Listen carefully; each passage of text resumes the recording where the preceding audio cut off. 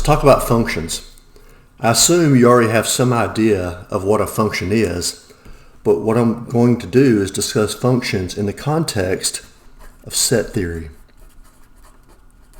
If you don't already know the basics of set theory, that is what are sets and subsets and such, then you should probably watch my video that I'll link to in the description below. But let's start off with the definition. So if we have sets A and B, then the Cartesian product also known as the cross product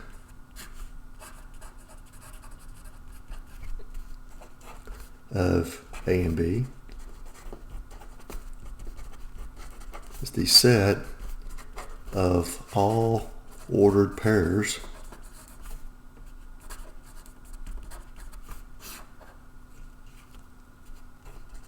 AB, where little a is an element of set A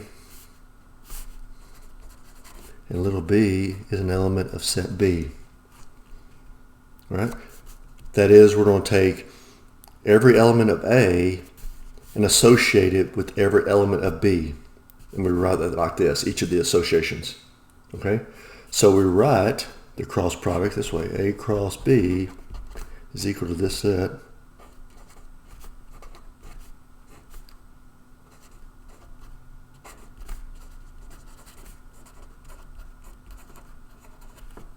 all right?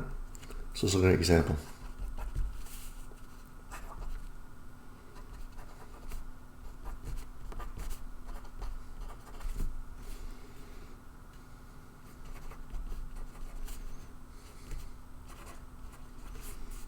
So here's my set A, contains the elements X, Y, Z. Set B contains the elements 1, 2. And so A cross B is equal to the set containing X1. So I took X and matched it with 1. X2, Y1, Y2, Z1, and Z2. That's the Cartesian or cross product of sets A and B. Okay, so what's the purpose of that? A function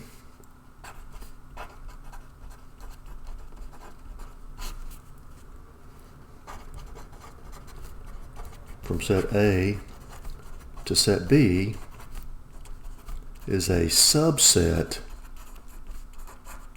of A cross B, where every element of A is used exactly once. That is, we're going to use every element of A and we will only use it once. We're not making restrictions on how many times we use each element of B. So a function that I might have, I haven't described how I produce this function, but a function using this example here, so these two sets, and this cross product might be this. I might have X and 2, Y and 1, Z and 1. So there I did use every element of A, X, Y, and Z, and I did use every element of B. There's the 1 used twice, there's 2. So I have no restrictions on using the ones twice, but what I could not have is also have X1 as part of the set, because then I'd be reusing an element of set A, and that means I wouldn't be using it exactly once. So I can reuse the B elements, but I cannot reuse the A elements, but each of these has to be used. Okay? So that would be a function right here. Now you may be looking at that and thinking, well, geez, I'm used to functions being like this. You know, f of x is equal to 3x minus 4. And so how does that work with this? Well, function is really about that mapping, okay? So our function maps or associates each element of set A with some element of set B. Okay? This right here is a way of writing what the association is, assuming we know what the x values can be, and we know what sometimes we would say this is y, assuming we know what f of x or y would be. Okay? So even though I may use the phrase that this is a function, that's probably how you've seen it before now, strictly speaking, the function is that set of ordered pairs. And we're assuming functions of the form where you have one input and one output value. The ideas extend to functions that would also have multiple input values, but I'm only discussing one input and one output. Okay?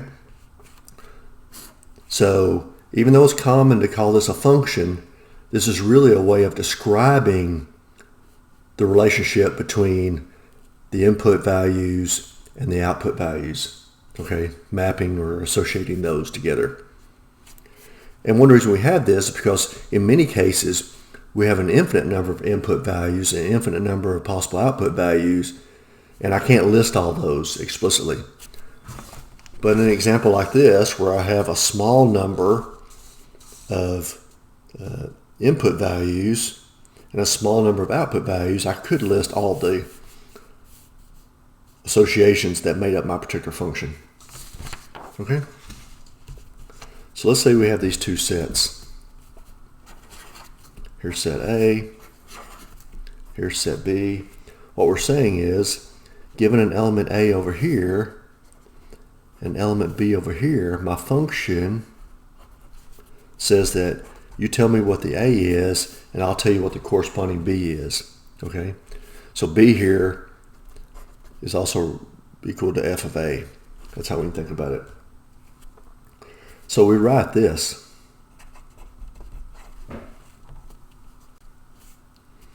F from set A to set B has A as a domain,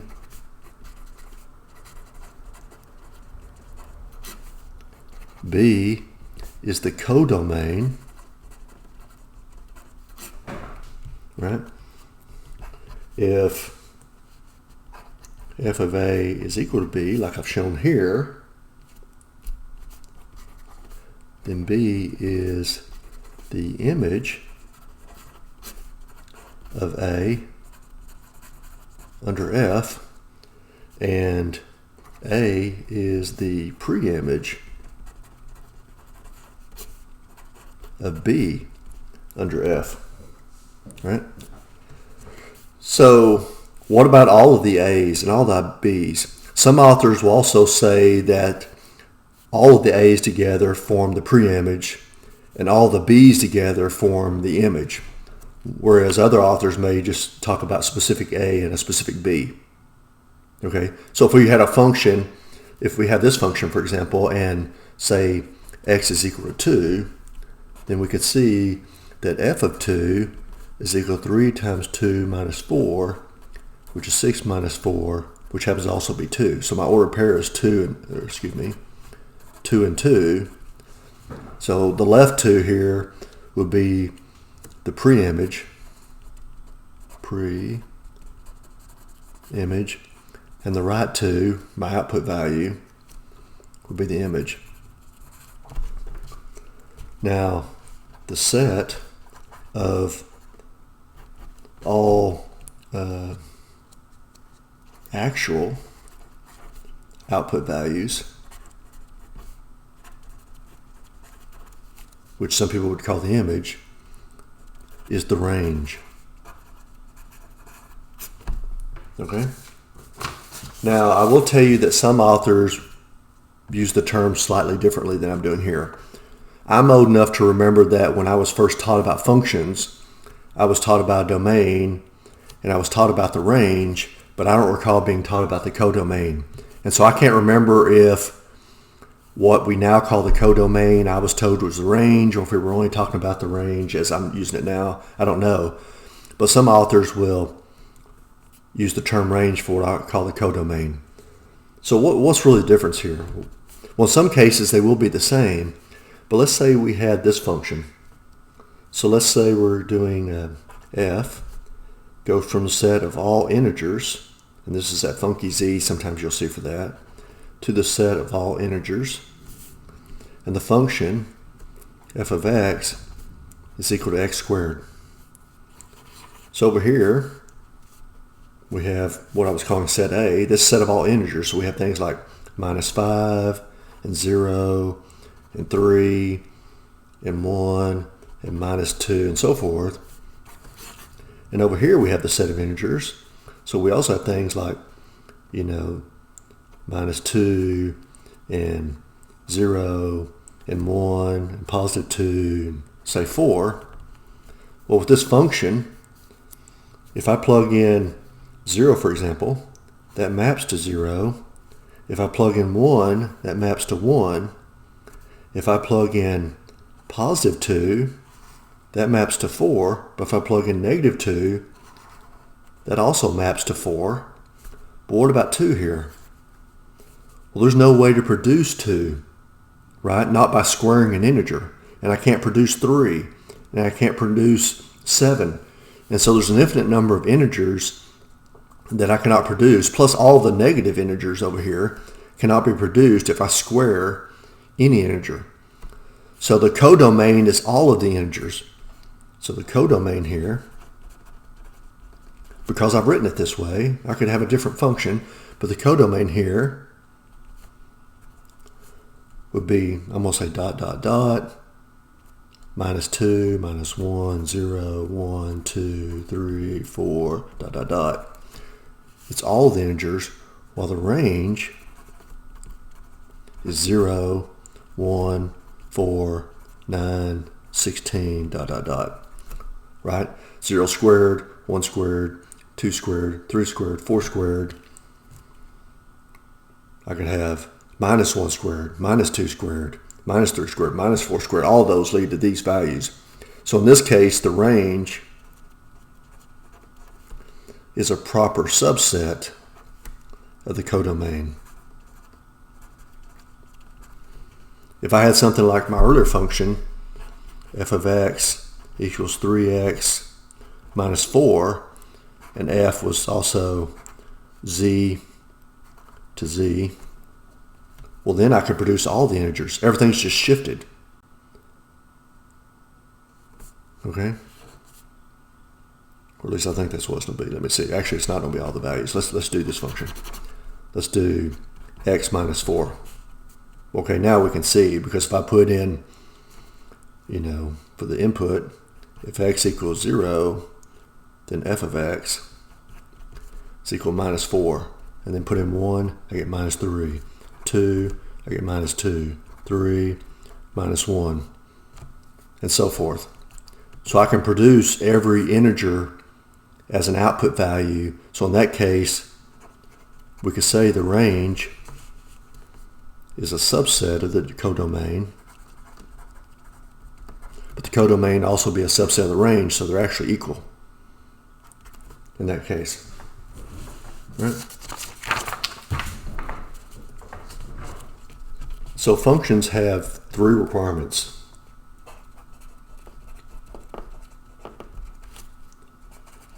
They require 3 things.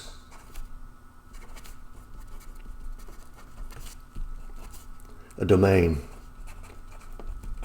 We have to know where the values are coming from. I know you're used to things like this. Somebody just says, well, f of x is equal to x squared.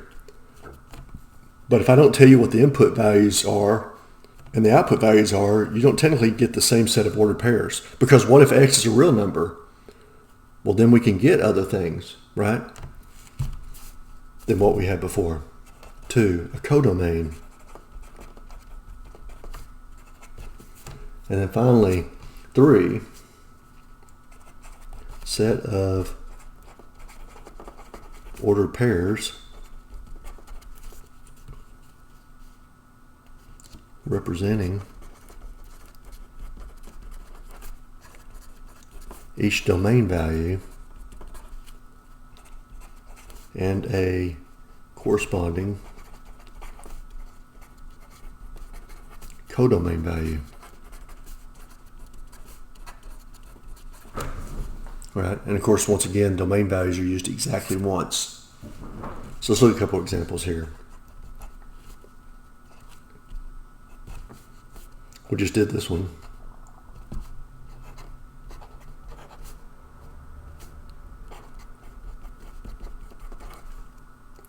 So some values for f and f of x,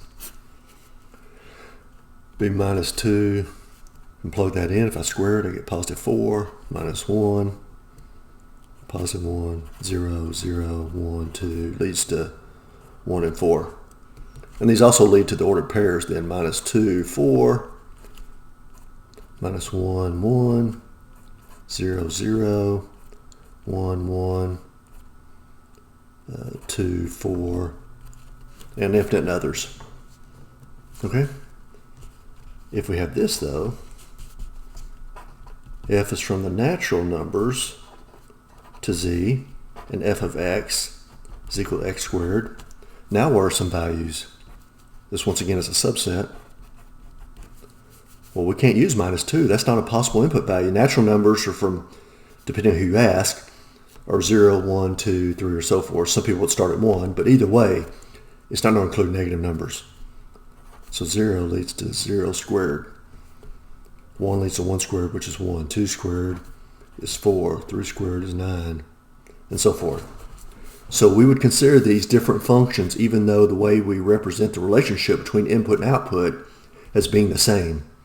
That's another reason why simply saying this is a function doesn't give you enough information to truly understand what you have. Okay, we still need to know what the domain and codomains are. A third example would be this. Let's say A is equal to this set, cat, dog, and bird. Let's separate these. And set B is equal to fur and feathers. All right? So if my function maps A to B, then what we might have, and I can make this up, I don't show you the actual way I find the relationships, so we could come up with something different. Meaning I didn't give you something like this because numerically I can't easily do so. But I might have this particular function. I might say cat maps to fur.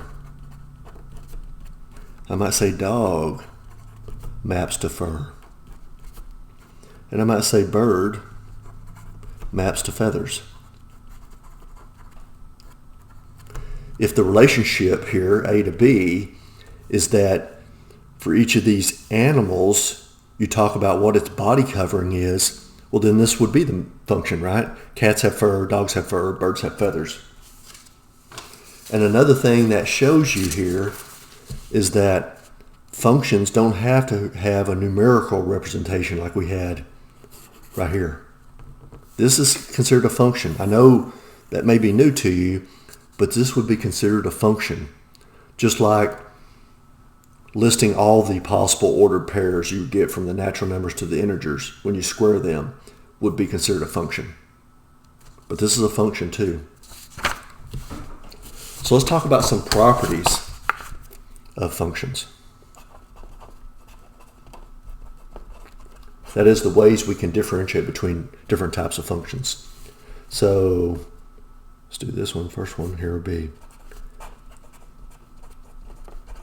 a function f is onto, or some people say or surjective,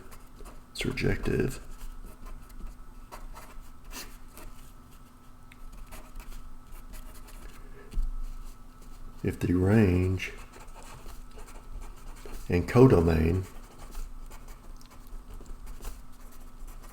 are equal or the same, right?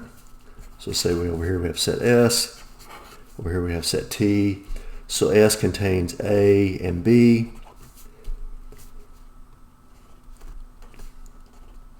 T contains C and D, and maybe our function from A goes to C and B goes to D. So I've used every value in T and therefore the range and the codomain are the same.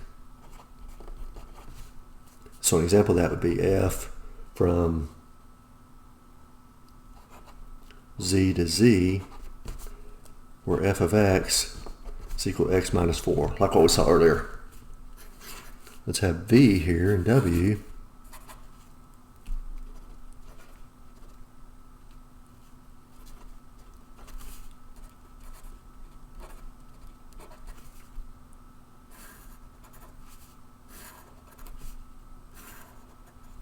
So here, A goes to D, B goes to D, these are both pointing here, and C goes to F, but nothing in the domain produces E.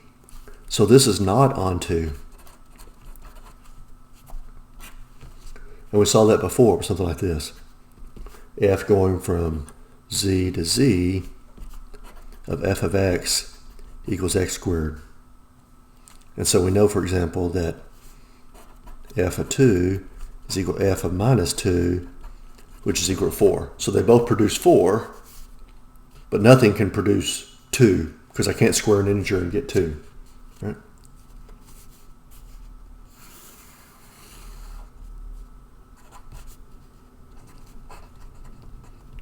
Here's another property that they could have. A function f is one-to-one or injective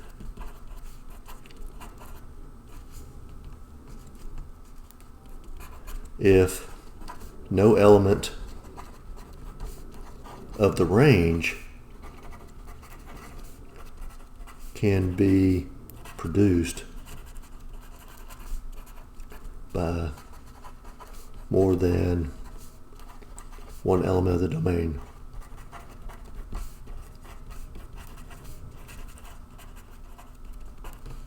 Okay, so this right here would not be one-to-one because I can't produce the E.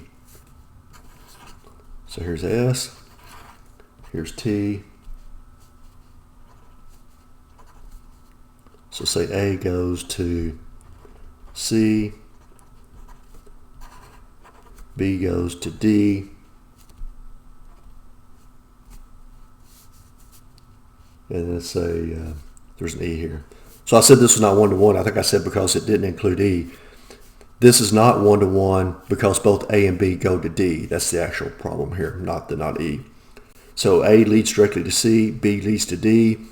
Nothing in S, or no multiple values in S can produce the same value in T.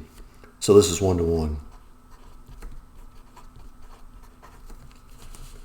And so here we might have F from the natural numbers to Z of f of x equals x squared. By not allowing negative numbers, now I can't have both a negative number and a positive number that when squared lead to the same output value like we did here. F of 2 and f of minus 2 equal 4. Get rid of the negative numbers, you eliminate that problem. Let's say here's V, here's W, here's A, that goes to C, here's B, that also goes to C, let's put down here D, goes to E, okay, so this is not one-to-one. Okay, we gave you an example here, I give you another example, just to change it up. Let's go from the real numbers to the integers, where f of x is the floor function. So these aren't really little L's, I'm trying to do little tick mark, but this is the floor function, which says that if our input value x has a decimal part, we round down to the nearest integer. So that means that f of 3.9 is the floor of 3.9, which is 3. But also f of 3.1 is the floor of 3.1, which also is 3. And f of 3 is just 3. because it doesn't need to round down. Okay? For negative numbers, it also works. So minus 1.9 is the floor of minus 1.9. So we round down, which means it'd be negative 2. Okay? So that's a floor function. And we can see, since there's an infinite number of real numbers greater than or equal to x and less than 4, every one of those infinite numbers then ultimately rounds to 3 when we're using a floor function, which means we have lots of values over here mapping to the same value over here. So that's not one-to-one. Okay? And let's look at one last type of function.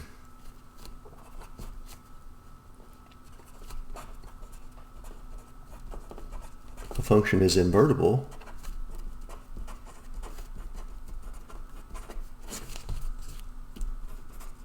Or bijective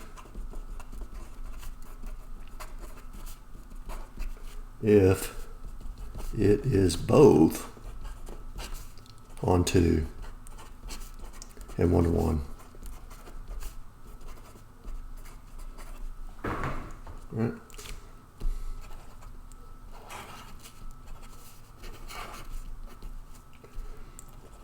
So if I have A and it maps to C, so f of A goes this way,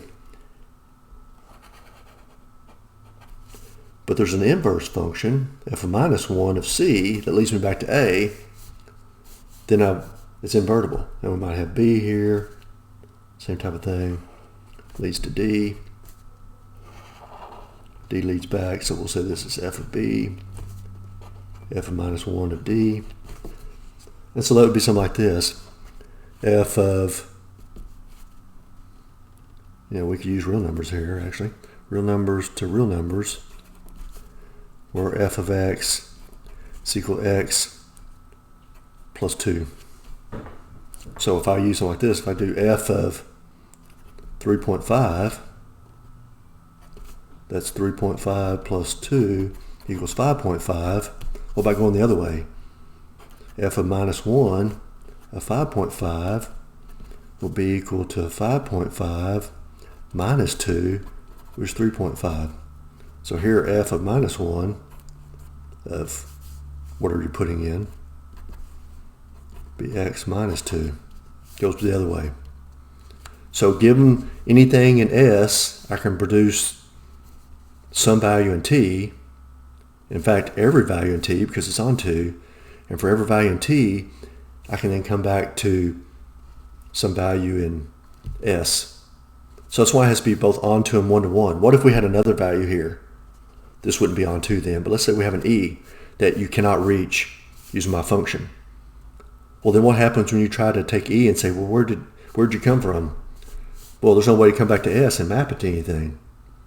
And likewise, if we had multiple values in S that mapped to the same value in t, like when we had before,